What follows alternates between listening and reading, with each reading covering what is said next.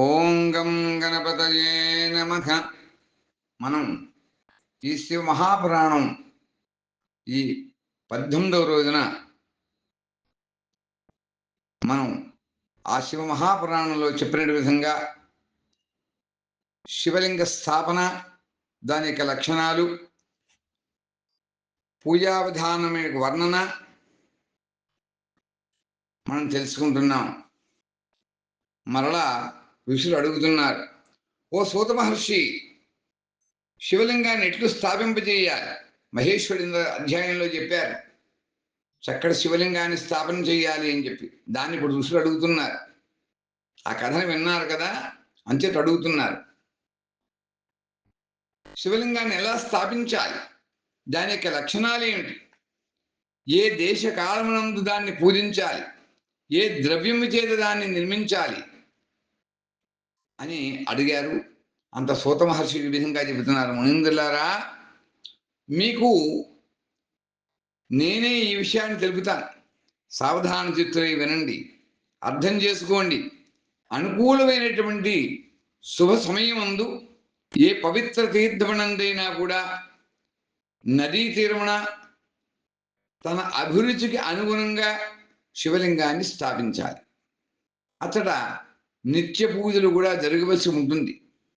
పార్థివ ద్రవ్యంతో కానీ, జలమయ ద్రవ్యంతో కానీ, తైజస పదార్థంతో కానీ తన అభిరుచికి అనుగుణంగా కల్పంలో చెప్పినటువంటి విధంగా ఆ లక్షణములతో కూడుకున్నటువంటి శివలింగ నిర్మాణం జరగాలి. ఆ శివలింగాన్ని పూజించేటువంటి ఉపాసకుడికి ఆ పూజ యొక్క సంపూర్ణమైనటువంటి ఫలితం లభిస్తుంది. సకల శుభలక్షణములతో కూడుకున్నటువంటి శివలింగాన్ని పూజించినట్లయితే అది సద్యఫలం ఇస్తుంది. సద్యోఫలము అంటే వెంటనే ఇస్తుంది ఫలితం అని అర్థం. చలప్రతిష్ఠ చేయదలిచినట్లయితే శివలింగం చిన్నదే ఉండాలి. చలప్రతిష్ఠ అంటే మనం ఎక్కడ పడితే అక్కడ మార్చుకునేటువంటి చలప్రతిష్ఠ అంటారు. అట్టి విగ్రహం శ్రేష్టంగా భావించబడుతుంది. అచల ప్రతిష్ఠ చేసినట్లయితే శివలింగం స్థూలమై ఉండాలి. అట్టి విగ్రహం మంచిది అని చెబుతారు. ఉత్తమ లక్షణములతో కూడుకున్నటువంటి శివలింగాన్ని పీఠముతో కూడా ప్రతిష్ఠించాలి. శివలింగం యొక్క పీఠం మండలాకారంగా 4 కోణాలు లేక 3 కోణములు లేక మంచపు కోడి వలె పైన క్రింద లావుగా మధ్య భాగం సన్నగా ఉండాలి. అట్టి లింగపీఠం గొప్ప ఫలితాన్ని ఇస్తుంది. మొదట మట్టితో, రాయి మొదలైనటువంటి వాటితో లేక లోహాదులతో శివలింగ నిర్మాణం చేయొచ్చు. శివలింగ నిర్మాణం ఏ ద్రవ్యంతో చేయబడుతుందో దాని చేతనే పీఠాన్ని కూడా తయారు చేయించుకోవాలి. ఇది స్థావర శివలింగం యొక్క వైశిష్ట్యం. అంటే అచల ప్రతిష్ఠిత, చల ప్రతిష్ఠిత. శివలింగమనందు కూడా లింగము, పీఠము అనేటువంటి ఉపాదానమే ఉన్నాయి. కానీ బాణలింగమునకి నియమాలు ఏమీ లేవు. అది నర్మదా బాణలింగములు అనుకోండి, వాటికి ఇటువంటి నియమాలు కూడా లేవు అని చెప్తున్నారు. లింగం యొక్క పొడవు స్థాపించేటువంటి యజమాని యొక్క 12 అంగుళాలకి చేతితో సమానంగా ఉండాలి. అట్టి శివలింగం ఉత్తమమైనటువంటిది అని భావిస్తారు.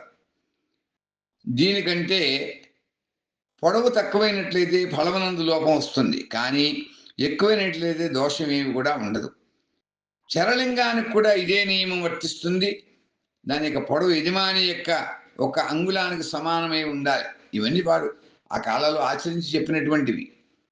ఇది ఈ విధంగా జరగట్లేదు, ఇవాళ వ్యత్యాసంగా జరుగుతున్నాయి కొన్ని. ఈ శివమహాపురాణంలో చెప్పినట్టు విధంగా ఆచరించాలి అని చెప్తావు, దాన్ని మనం తప్పకుండా పాటించాలి. అది శాస్త్రం చెబుతాం. దానికంటే తక్కువైనట్లయితే ఫలితం కూడా తక్కువగానే వస్తుంది అని చెబుతోంది ఈ శివమహాపురాణం. కానీ దానికంటే ఎక్కువైనట్లయితే అది దోషం కూడా కాదు, తక్కువ మాత్రం కాకూడదు. యజమాని మొట్టమొదట ఎలా తెలుసుకోవాలి? ఇది శిల్పశాస్త్రంలో చెప్పినట్లుగా విమానం కానీ దేవాలయం కానీ నిర్మించాలి. దాన్ని దేవతామూర్తులతో అలంకరించుకోవాలి. అంటే ఒక మందిరాన్ని పెట్టుకోవాలి అని చెప్తున్నారు. గర్భగృహం మొదలు సుందరంగా, దృఢంగా, దర్పణం వలె స్వచ్ఛంగా ఉండాలి. దానిని చక్కగా అలంకరించుకోవాలి. వీలుంటే నవరత్నాలతో అలంకరించేటువంటి ఆచారం ఉండేది ఒకప్పుడు. మనకి ఇప్పుడు అవకాశం లేవు. పూర్వ పశ్చిమ దిశల్లో 2 ముఖద్వారాలు ఉండాలి అంటారు. శివలింగాన్ని స్థాపించేటువంటి స్థలానికి అడుగు భాగమున వైదిక మంత్రాలను ఉచ్చరిస్తూ వజ్రం, వైఢూర్యం, గోమేధికం, పుష్యరాగం, మరకతం, మాణిక్యం, నీలం, ప్రవాలం, ముత్యం అనేటువంటి వివిధ నవరత్నాలని కూడా మహత్వపూర్వమైనటువంటి ద్రవ్యాలని అక్కడ వదిలిపెట్టేసేయాలి. సద్యోజాతాదులైనటువంటి 5 వైదిక మంత్రముల ద్వారా శివలింగాన్ని 5 స్థానాల్లో క్రమంగా పూజించాలి. అగ్నిలో అనేక ఆహుతుల ద్వారా మనం స్వాహానప్పుడు నెయ్యి వేస్తుంటాం కదా, దాన్ని ఆహుతులు అంటాం. ఆ అవిష్యాన్ని సమర్పించాలి. పరివార సహితంగా మహేశ్వరుని పూజించాలి. గురుస్వరూపుడైనటువంటి ఆచార్యుణ్ణి ధనం చేత సత్కరించాలి. సోదరులకి, బంధువులకి వారికి అభీష్టమైనటువంటి వస్తువుల్ని సంతృప్తిగా ఇచ్చి వారిని సంతోషపెట్టాలి. యాచకులకు తోచినటువంటి విధంగా బంగారాన్ని కానీ, గృహాన్ని కానీ, భూమిని కానీ దశదానంలో ఏదైనా ఒక దానాన్ని చేస్తే సంపదను చేతనైనటువంటి గోవుల్ని వైభవప్రదంగా దానం ఇవ్వాలి అని చెప్తున్నారు. శివలింగాన్ని ప్రతిష్ఠ చేసేటప్పుడు ఇన్ని క్రమాలు ఉన్నాయి. అది ఉత్తమమైనటువంటి క్రమం. ఏదో ప్రతిష్ఠ చేశామంటే కాదు. మహేశ్వర లింగాన్ని ఆయన్ని ప్రతిష్ఠించినట్టే కాబట్టి ఇంత విధానం చెప్పబడింది. ఇక్కడ స్థావర జంగములకు సకల జీవులను కూడా ప్రయత్నపూర్వకంగా సంతోషపరచాలి. అందరినీ సంతోషపరచాలి. అందుకని ఈశాన సర్వ విద్యానాం ఈశ్వర సర్వభూతానాం బ్రహ్మాధిపతి బ్రహ్మణోధిపతి బ్రహ్మ శివో మే అస్తు సదాశివోం. అన్ని జీవరాశుల్ని అందరినీ కూడా సంతృప్తిపరచాలి ఈ శివలింగాన్ని ప్రతిష్ఠ చేసినట్లయితే అని చెబుతూ, ఒక గర్తాన్ని యొక్క గుంటలో బంగారం మరియు నవరత్నాల్ని నింపి సద్యోజాతాది ఆ శివుడికి ఉండేటువంటి 5 ముఖముల మంత్రంలో సద్యోజాతాది మంత్ర వైదిక మంత్రాలని కూడా ఉచ్చరించి పరమ కళ్యాణప్రదుడైనటువంటి మహాదేవుని ధ్యానం చేసుకోవాలి. నమ శివాభ్యాం నవయం వనాభ్యాం పరస్పరాశ్లిష్ట వపుర్ధరాభ్యాం నగేంద్ర కన్యాం వృషకేతనాభ్యాం నమో నమ శంకర పార్వతీభ్యాం అని ఆ మహేశ్వరుని ధ్యానం చేసుకోవాలి భక్తి శ్రద్ధలతో. దాని తర్వాత నాదఘోషతో కూడినటువంటి మహామంత్రం ఓంకారాన్ని ఉచ్చరించాలి 11 సార్లు. అప్పుడు ఆ గుంట యందు శివలింగాన్ని, పీఠాన్ని పానమట్టంతో సహా, శివలింగం పైన ఉంటుంది, కింద ఉండేటువంటి పానమట్టం అంటాం కదా, ఆ పానమట్టంతో కూడా దాన్ని స్థాపన చేయాలి. ఇట్లు ప్రతిష్ఠ చేసినటువంటి లింగాన్ని పీఠంతో కూడా జతపరిచి కదలకుండగా ఉండడం కోసం స్థిర లేపనాన్ని, ఒక విధమైనటువంటి శిల్పశాస్త్రం చేసేటువంటి వాళ్ళ దగ్గర తెలుస్తుంది, వారి దగ్గర ఒక జిగురు పదార్థం ఉంటుంది, దాంతో దాన్ని దృఢపరచాలి. గట్టిగా పట్టుకుంటుంది ఎప్పటికీ కూడా ఆ శివలింగాన్ని. ఆ పానమట్టం మీద పెట్టిన శివలింగం ఆ జిగురు పదార్థంతో వారు చేసినటువంటి విధానంతో అది చక్కగా దృఢపడుతుంది అని చెబుతున్నారు. ఇదే విధంగా అట్లా పరమ సుందరమైనటువంటి విగ్రహాన్ని కూడా స్థాపించుకోవచ్చు. భూమిని సంస్కారాలు చేయాలి. పంచగవ్యములతో భూమిని సంస్కారాలు, లింగ ప్రతిష్ఠ కొరకు చెప్పబడిన విధి విధానాన్ని కూడా లింగ ప్రతిష్ఠకు వలె విగ్రహ ప్రతిష్ఠ కూడా చేయాలి.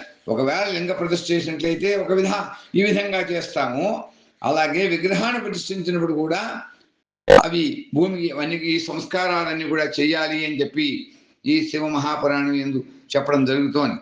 లింగ ప్రతిష్ఠకి ప్రణవ మంత్రాన్ని ఉచ్చరించిన విధంగానే ఈ యొక్క విగ్రహ స్వరూపాన్ని ప్రతిష్ఠ చేసినప్పుడు కూడా పంచాక్షరి మహామంత్రాన్ని భక్తి శ్రద్ధలతో ఉచ్చరించాలి.